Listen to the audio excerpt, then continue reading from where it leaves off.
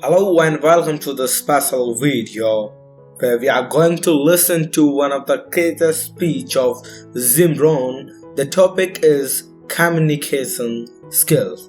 So without wasting your time, let's start the video. 4 steps to good communication. Here's number 1. First of all, words can work miracles. That's why communication is so important. Words can work miracles. Words are powerful. Words are almost godlike. In fact, ancient script says the Word was God. God was the Word. Wow, words and God. In the beginning, Jehovah God spoke and said what? Let there be light. And what? There was light. Wow. Wow. It looks like words create light. Is that possible?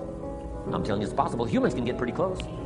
What if somebody can't possibly see how they could do well, how they could become successful, how they could transform their lives and their health, their future, and their finances, spiritually, and every other way? They can't see, and you come along and share your story, and maybe borrow some other stories. And by the time you get through with a good presentation to this person, they say, now I can see. Before you got here, I was blind. I was in the dark.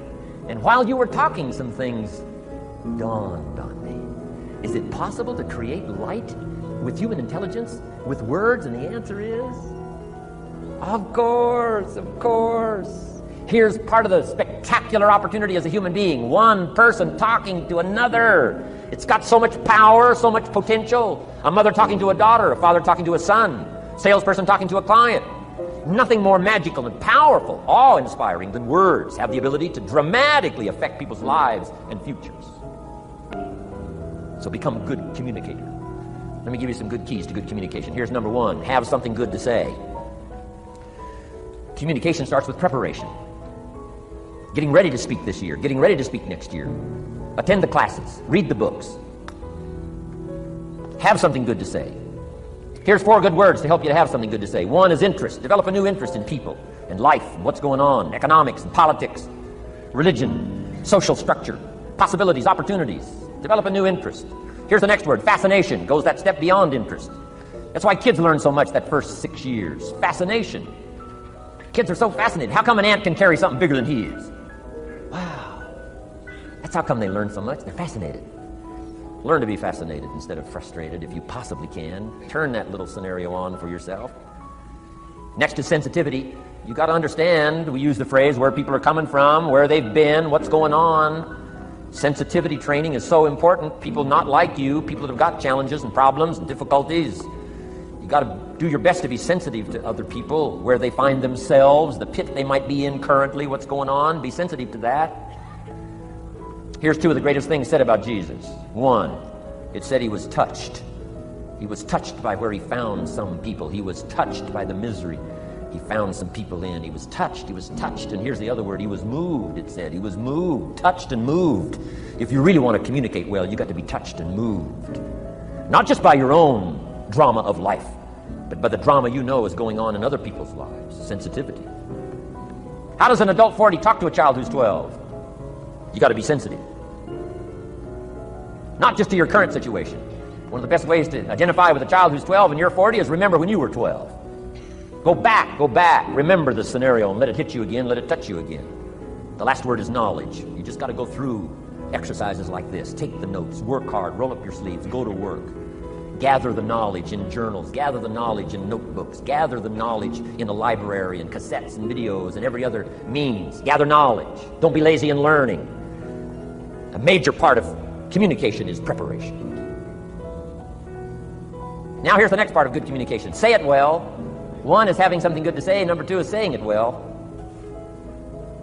Let me give you a quick list on saying it well. Number 1, sincerity. Best place to start if you want to communicate well is let your sincerity show. Next is repetition, the mother of skill. I've been at this 33 years. Someone says, well, you give a pretty good seminar. I should. 33 years?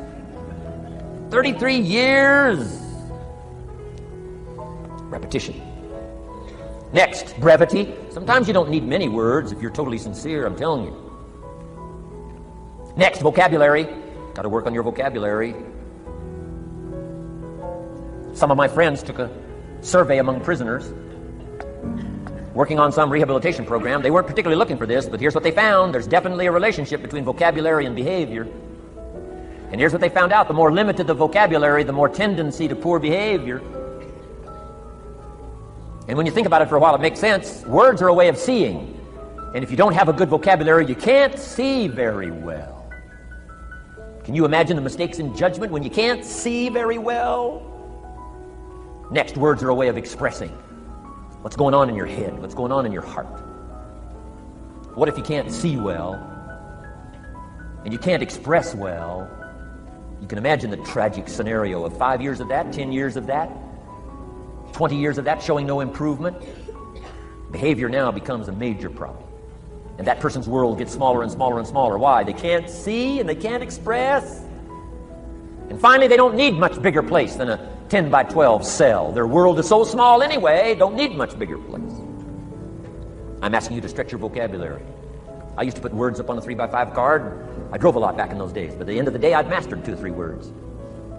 Why not learn a word a day? Why not add to your vocabulary so you can see more, see better, and express better? Put out in words what's in your heart, what's in your soul, what's in your mind. It's important. So say it well. Here's number 3. Number 1 was have something good to say. Number 2, say it well. Here's number 3. Read your audience. These are just simple concepts now. You've got to add some of the details, but that's what I'm mainly good for, is concepts.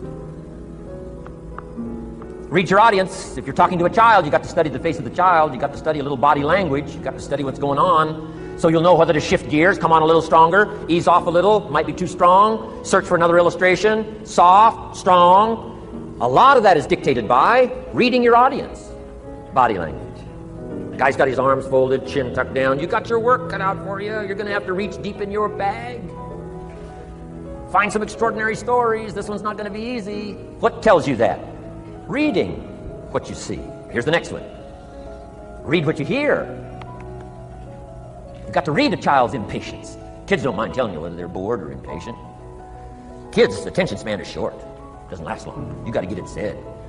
You start talking to a child, 30 seconds they say, "How long is this going to take?" Whoa. Read. Listen. Listen for the response. Now you'll know whether to shift gears, change your language, find a new illustration, soften, stronger. Read your audience. Read what you see, read what you hear. And here's one of the most important. Read what you feel. Now, women are probably better at this than men when it comes to picking up emotional signals. Men, they can see, and men, they can hear. But it takes a little training for a man to pick up those emotional signals that are so important, so you don't say the wrong stuff. Because it's so easy to make a mistake in language. What if you meant to say to someone you care about? What if you meant to say, "What's troubling you?" And instead you said, "What's wrong with you?" Communication. So read the emotional signals. If we could learn from the women on this emotion. Women have this uncanny antenna, picking up the stuff. Read. Pick up the signals. Don't ignore the signals. Develop this personal development scenario, communication, financial independence, and all the rest. Now here's the last part. Intensity. Words mixed with emotion. Words mixed with hate. Words mixed with love. Words mixed with faith. Words mixed with courage. That's what's powerful. Words have a certain effect, but words loaded with emotion have an incredible effect. The pin is the words, the iron bar is the emotions. The emotions. Here's the best I could share with you. Put more of you into what you say. Don't be casual in language. Don't be casual in words. Casualness leads to casualties on the freeway and in communication. Don't be lazy in learning good communication. And put more of you. Now here's the last thought. The emotions must be measured. It can't be too much for the occasion if it's not called for. In leadership we teach, don't shoot a cannon at a rabbit. It's effective, but you've got no more rabbit. So here's some of the most powerful scenario in communication. Here it is. Well-chosen words mixed with measured emotion. The basis of affecting people with good communication. Well-chosen words mixed with measured emotion. And one last point on communication. The more you care, the stronger you can be. The more you care as a mother, the stronger you can be with your children. The more you care as a father, the stronger you can be. The more you care as a leader, the stronger you can be in helping to solve problems, getting on somebody's case. The more you care. Thank you so much for watching this video. Subscribe this channel for more motivational speeches.